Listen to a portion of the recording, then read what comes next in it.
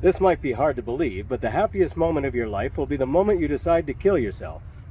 Sounds odd, right? Because the moment leading up to you making that decision is the darkest.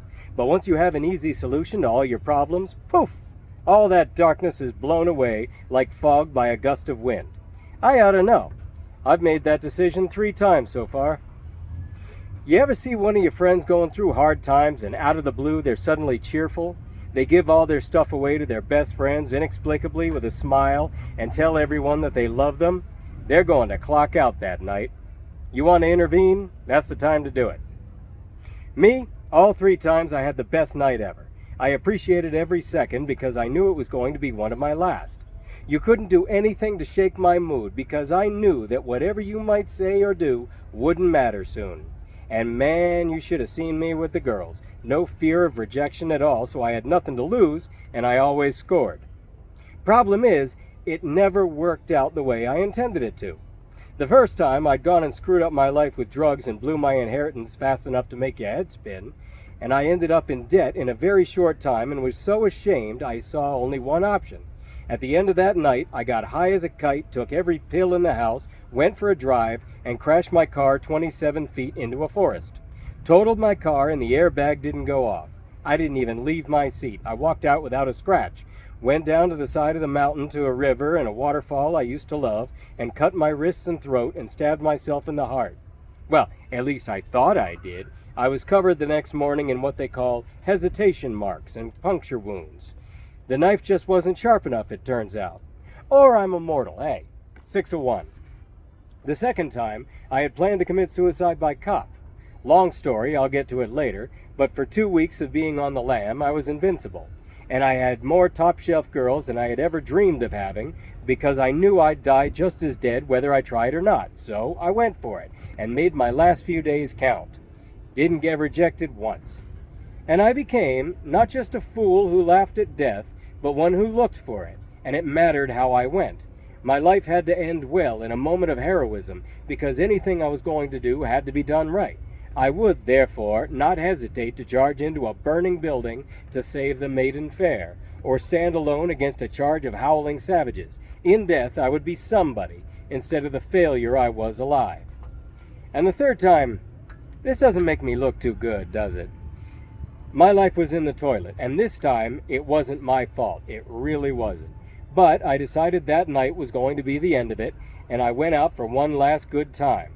I was in rural Ireland, where I had undergone something horrible that I might get into later if I have time. With the last of my money, I hoofed it into the village, and there, outside of a pub, I saw the most beautiful girl I'd ever seen. Christina, long blonde hair, big blue eyes, and an exquisite face. I went straight up to her and introduced myself, and after a few drinks, she invited me into the nearest town to go dancing. Long story short, she gave me a reason not to die that night. It went from being the lowest point of my life to the greatest.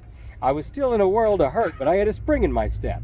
I'll explain all this later, but I have to get on with the story first. The fates conspired against us, and their treachery of other people in the village drove us apart, and I was left wallowing in the misery of someone who no longer has the courage to escape. I had no reason to keep on living, but was now stuck with the stubborn will to keep suffering through each day.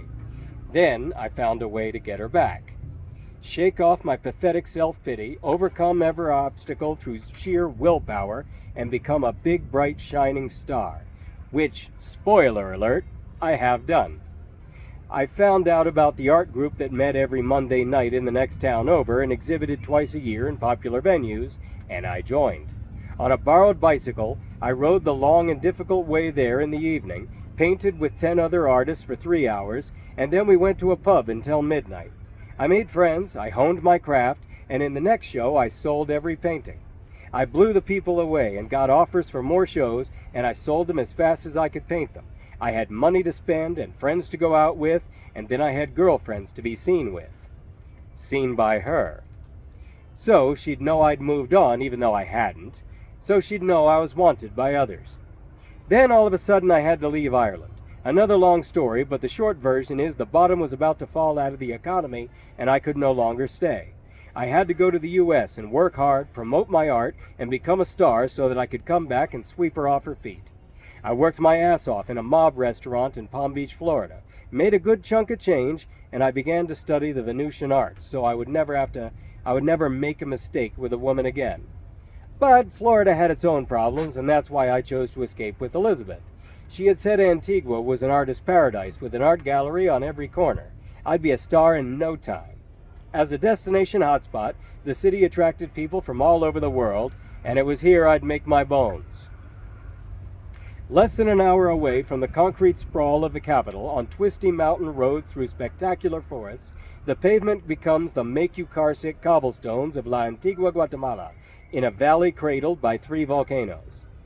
All of the one-story houses in Antigua have to be either yellow, ochre, orange, Tuscan red, or blue, or white, and the paint is crumbling off at the side of every wall at waist height because of the humidity. Some of the walls are scarred from years of neglect, and all the colors they've been painted in the past show through. It's part of the charm of the city, and the municipal government makes sure that charm will be forever preserved by not letting anyone spruce the place up. As we bumped along the cobbles, we passed ruins with halves of arches curving into the sky, their walls cracking from the plants growing between them. Colonial-era mansions, churches, and convents shared their blocks with convenience stores, bars, and travel agents, but it was all a blur because my head was buzzing with confusion.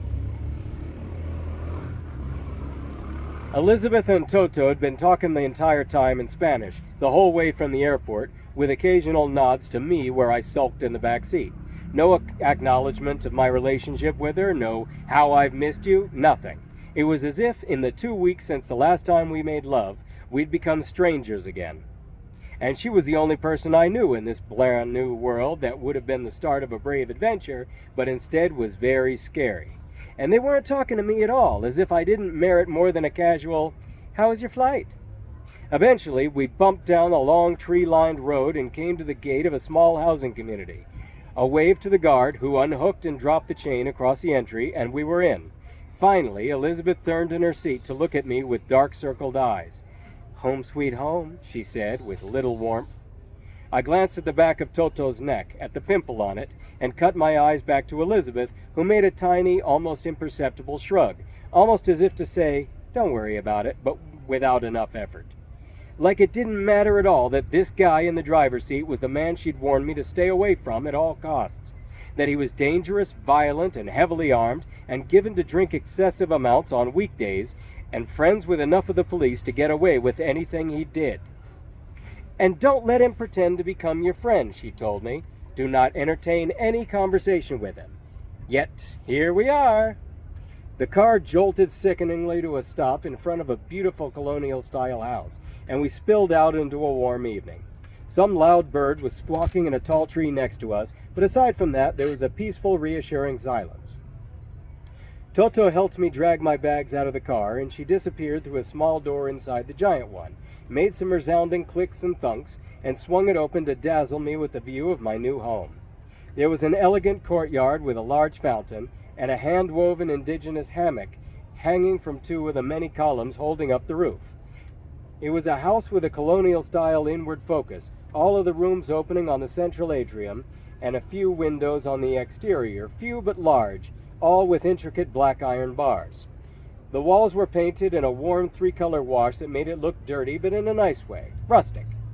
There were terracotta pots everywhere with purple basil, rosemary, and roses. Hibiscus bushes nodded their blossoms at us as we rolled the luggage in, and a handsome brown dog came scampering out of somewhere to greet us, with a red bandana around its neck.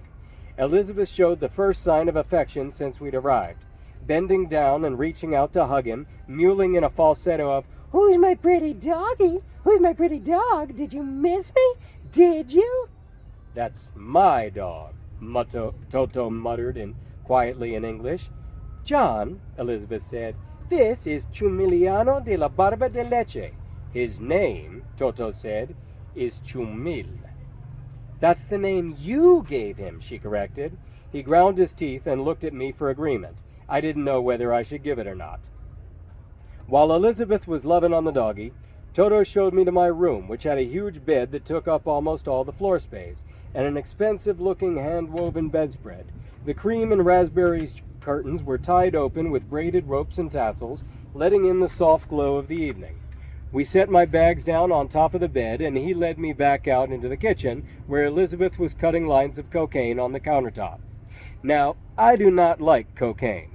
I liked it once, the first time, because that was as close to pure and I was tripping on acid. But ever since then, it made me feel awful because I've been cut with God knows what. But you know how it is. When someone breaks it out at a party, starts divvying up lines with a card on a mirror, they become the center of attention. It's because real coke is the caviar of the drug world at $1,000 an ounce. But probably no one you'll know has ever done pure cocaine. As soon as it arrives from Colombia, it gets 6 grams of either dextrose or lactose to the ounce or borax. Dextrose makes it sweet, so it's more obvious, and lactose doesn't mix well enough, but they're still used because most people you meet don't know shit. They only want to do coke because of the illusion of wealth and status, which is a big joke because since it's obvious they can't ever have the real stuff, the stuff that is a symbol of wealth and status, they have a great big stamp of sucker on their foreheads. They get all caught up in the tragic perceived glamour of being cokeheads and are addicted to, at the end of the day, dextrose and lactose, or borax. In my opinion, the real peer pressure is when nobody says anything, nobody pushes, just looks at you and drudging you for not joining in and doing whatever stupid thing it is everyone else is doing.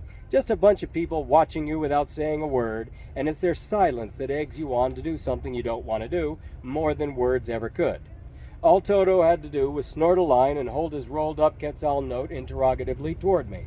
Elizabeth watched me expectantly, and as much as I hated to, I took and fitted it into one nostril, bent my head to the mirror, concentrating on not making eye contact with myself to avoid my own disappointed stare. I paused, wishing I did not have to do it, wishing I was anywhere but there, but I shut my eyes and I sucked the line up hard into my nose, feeling that aspirin smell in the back of my throat, the sting of it in my head, and it burned like it really should not have. I don't know what it was, but it was wrong, and I felt a sinus infection start that would last 3 days. Then Elizabeth had her first line, grimaced, and stood up straight, rubbing her nose. For some reason, it reminded me of a dog eating peanut butter. "Ow," she said. "You didn't wait for the acetone, did you, to evaporate?" The way she said it, it sounded like a very indirect accusation, reminding him that he did not bother with the acetone at all, but without confronting him on it. Toto shrugged. "Feels fine to me."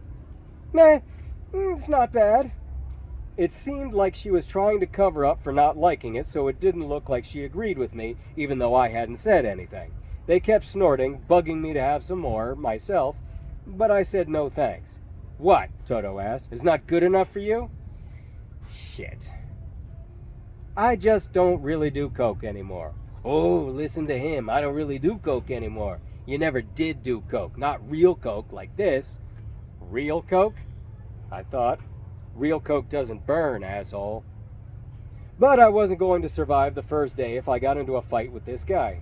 I knew it. It reminded me of being back in Terry Griffin's house. My baton and bear spray were in my luggage in another room, and I could see the bulges of guns in various places under his clothes. I looked at Elizabeth, and now knew why she looked like hell, why she'd been scratching and picking her nose in public without seeming to care. My girlfriend was a junkie. She didn't have access to anything in her grandma's house, so she was able to put on the dog, as my father had said. Fool me into thinking I had hit the jackpot with a successful, intelligent young lady of good breeding. And now I was stuck here, at least for the moment. I noticed a roach lying on its back on the floor by the base of the counter, and for some reason I kept looking at it.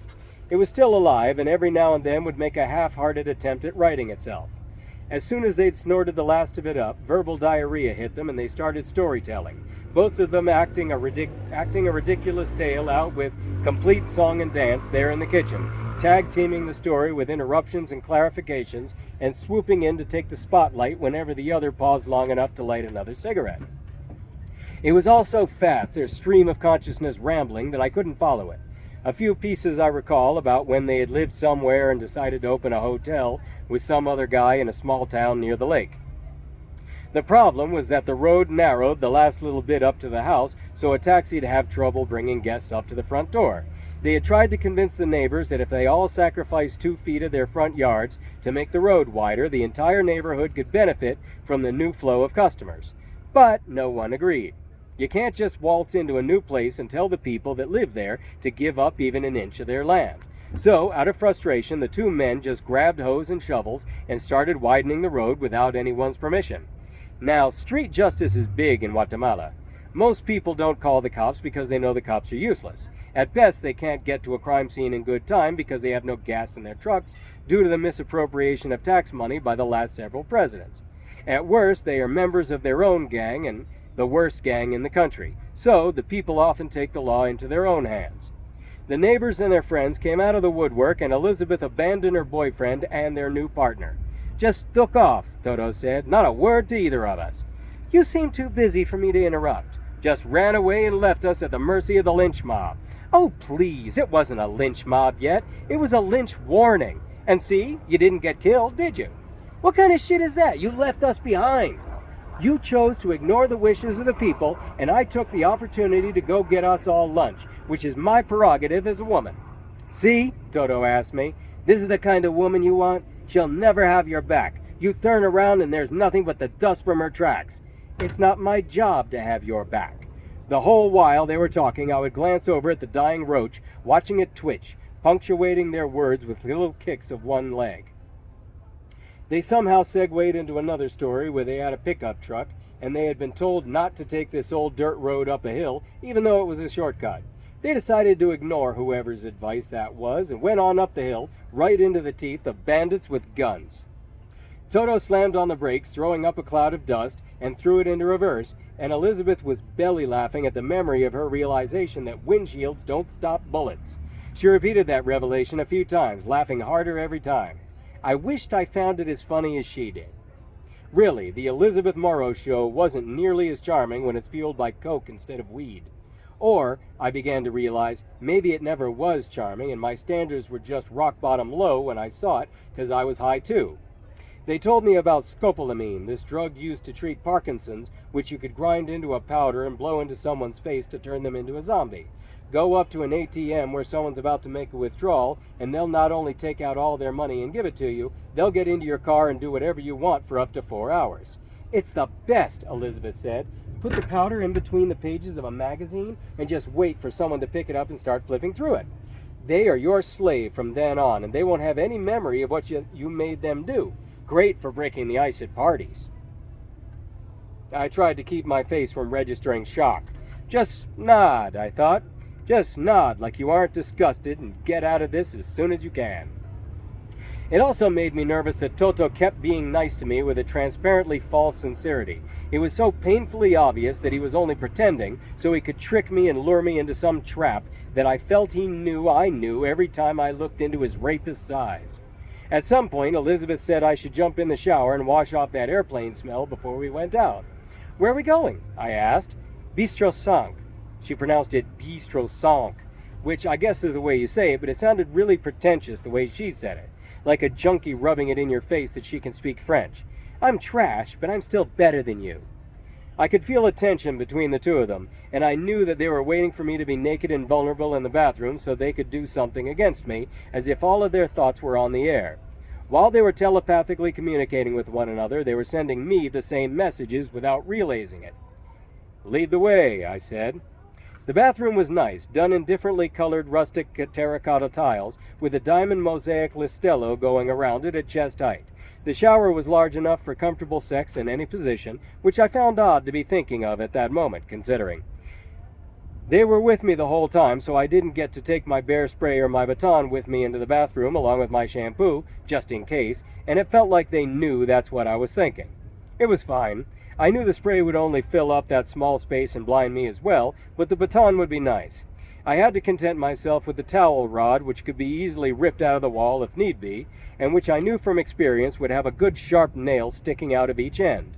I took the shortest, most uncomfortable shower of my life, shorter even than showers I'd taken in jail, and I decided I would also leave the water running after I got out. That way they wouldn't hear me finishing up and hurry to put my luggage back the way they'd found it. I could catch them in the act of going through my stuff. And then what, it occurred to me? Say, "Aha!" Say, "I've got you," while standing there in a towel? The door was thick, made of a heavier wood than most of the bathroom doors in the States. I noticed that about all the doors in this house, and the large bedroom windows that opened into the patio had bars like the outside, making me think that if the place ever got invaded, there were other lines of defense. If people had to hide inside their bedrooms, they would be safe enough, but the thickness of the door also meant I couldn't hear whispered voices through it with the water running. A light bulb went off over my head, and I was proud of my solution, even though it was irritating to have to do something like this. I got the glass from next to the sink and put it to the door so I could listen at the end of it, took my towel by one end, and whipped it into the shower to turn the knob and shut off the water. I can't believe it worked on the first time, and I could scarcely contain myself. With my ear to the base of the glass, I heard the weak, weak, weak of my suitcases being zipped back up, and the sounds of someone hastily leaving my room. I opened the door, against my better judgment, and caught them both hurrying past. If I had felt bad about being here before, it was nothing like this. I'd have to leave as soon as possible, but was in a new city where I didn't speak the language or know who to trust. And I just couldn't go back to Florida, not after the way I'd left. And that awful crap cocaine feeling didn't help.